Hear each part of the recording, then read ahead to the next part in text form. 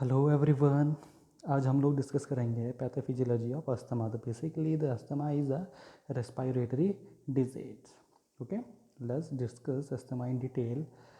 And as we already know, the asthma is the most common respiratory disease. Basically, it is a condition of hyperactivity of our bronchial passage. You can say hyperactivity means the cells that are present in bronchioles become hyperactivated and secrete more mucus, due to which the lumen area of our bronchiole become narrow, and that narrowing leads to low supply of air towards the alveoli. Okay, and the another reason you can say the hypertrophy of our smooth muscles present in bronchioles. Okay, the hypertrophy means the smooth muscles become large in size and the passage is reduced, and all this condition ultimately leads to chronic inflammatory condition. Okay, and ultimately this all these things contribute for a bronchospasm, and this bronchospasm is a reversible condition. Means asthma basically it is a reversible condition. The bronchospasm reduces the space or the lumen area of the bronchiole, and the reduced lumen area of the bronchiole do not allow much amount of air towards the alveoli. Okay, and the oxygenation of the process of oxygenation of blood is impaired. Okay, now moving further,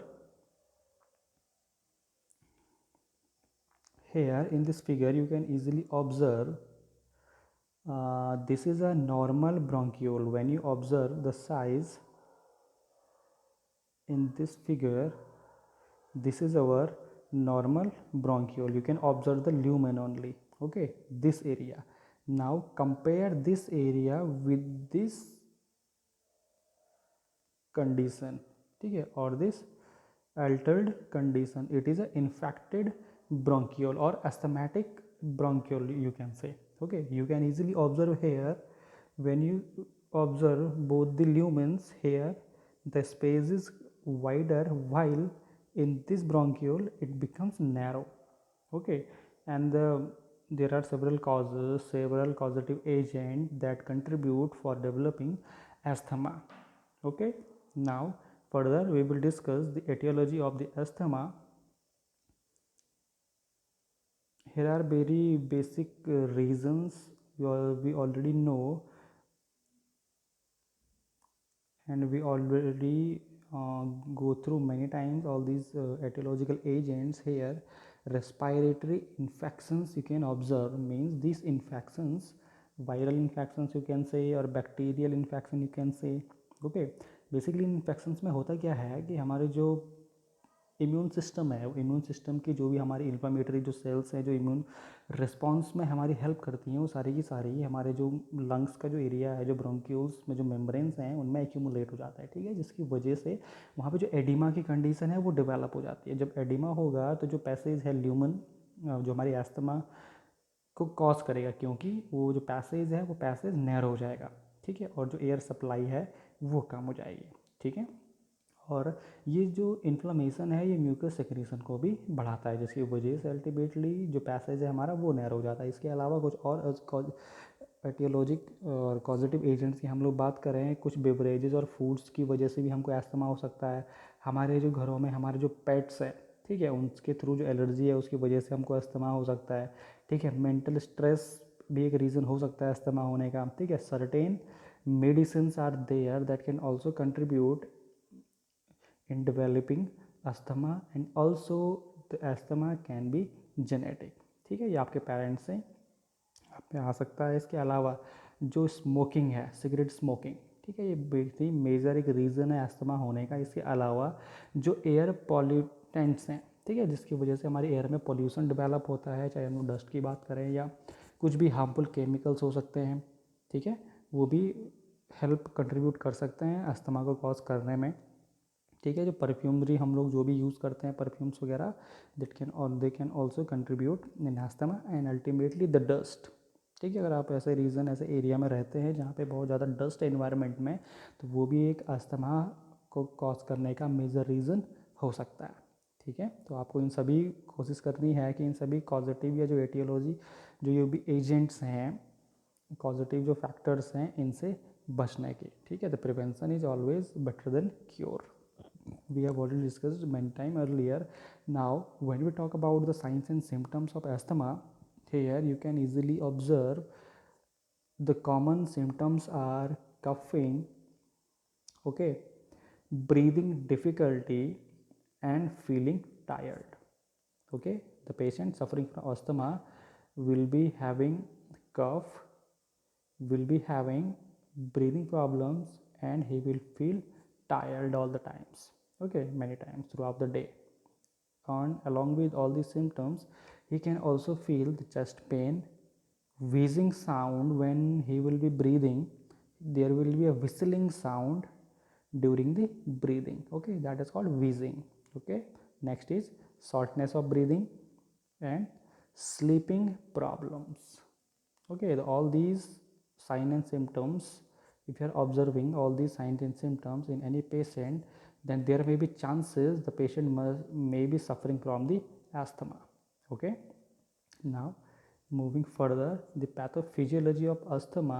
Here I have tried to explain the pathophysiology in a very simple way. Basically, it is a very complex process in which our inflammatory cells, our inflammatory mediators all contribute or accumulate at the site of infection, okay, in our bronchial area, and ultimately lead to asthma condition. Here I have tried to make things very simple. Here you can observe the triggering factors. All the etiologic agent may be the trigger factors. Okay, all the trigger factors may cause inflammation in our airway, okay, our bronchiole, and the inflammation of the bronchiole may lead to hypersecretion of mucus. The mucus secretion will be increased.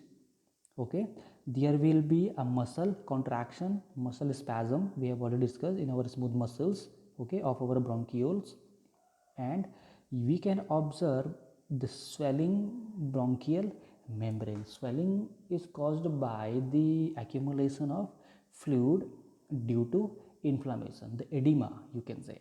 Okay, all these factors will be developed.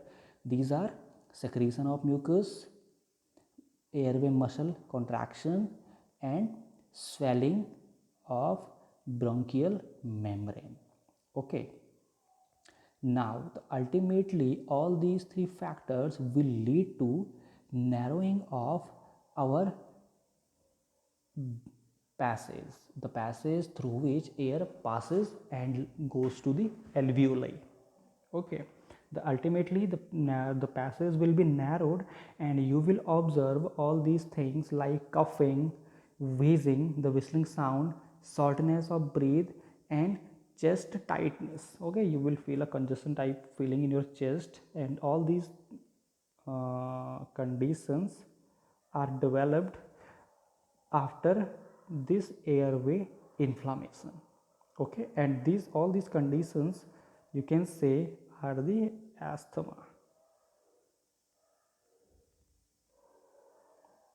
Okay, so this is a very simplified manner. You can also go through the many other videos, PPTs or books. You will find a very complex figures and mechanisms over there. They are also good. Okay, but those who are not getting those things very easily, he or she can go through this pathophysiology chart for understanding the asthma pathophysiology very easily.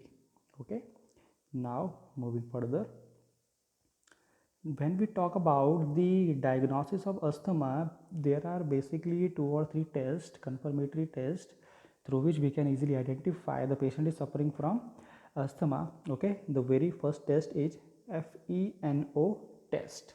Okay, so the second one is spirometry test, and the third one is peak flow test. I am not going to discuss what exactly these tests are. Okay, I am not going to discuss what these tests are. I'm just discussing the terms: the FeNO test, spirometry test, and peak flow test. Okay, for studying further, you can go through all these three lines for understanding better all these three diagnostic measures. Now, moving further, the management or the treatment or the prevention, you can say, we already discussed many time earlier. The prevention is always better than cure. Okay, here are these are some preventive measures for asthma. They are: just live in a smoke free environment. Okay, smoke free environment means quit smoking or do not go very closer to those person who are smoking. Okay, that will be a very good condition for you for not having the chance of having asthma. Okay, and any environment that may lead to asthma you are required to avoid. Okay, next, your pets, the animals, dogs, cats, or whatever kind of pet you have in your home, just keep that pet away from your bedroom, and this will also reduce the chances of asthma. Basically, the animals can also spread the asthma or make you asthmatic through the allergic content of that particular animal. And the fuel burning, okay, the fuel burning may also lead to asthma. That can definitely irritate our mucous membrane, okay, and will lead to excessive secretion of mucus. And we have already discussed the horses, the pets and the animals and the you can say जो हमारे घरों में जो कीड़े मकोड़े हैं, ठीक है, तो घर को ऐसे इन्वायरमेंट बनाना है कि वो वहाँ से सारे के सारे हट जाएं, ठीक है। एंड नेक्स्ट, फ्रीक्वेंटली अपने डोर्स विंडोज़ को क्लीन करें, ठीक है, क्योंकि वहाँ पर भी बहुत सारे एलर्जेंस, ठीक है, पॉल्यूटेंट्स प्रेजेंट हो सकते हैं, तो वो भी आप लोगों में अस्थमा को डेवलप कर सकते हैं, ठीक है। Ultimately the test, PowerPoint presentation में एक टेस्ट ऐड किया हुआ है, तो आप लोग उसको ज़रूर सबमिट करें to evaluate your learning. And again, this is Rohit Kumar Trivedi, Assistant Professor Pharmaceutics, College of Pharmacy, Shivalik Campus, Dehradun. You can communicate with me by any of these communicating details, either phone number or through emails. You can join our WhatsApp group, Facebook page and YouTube also. Happy learning.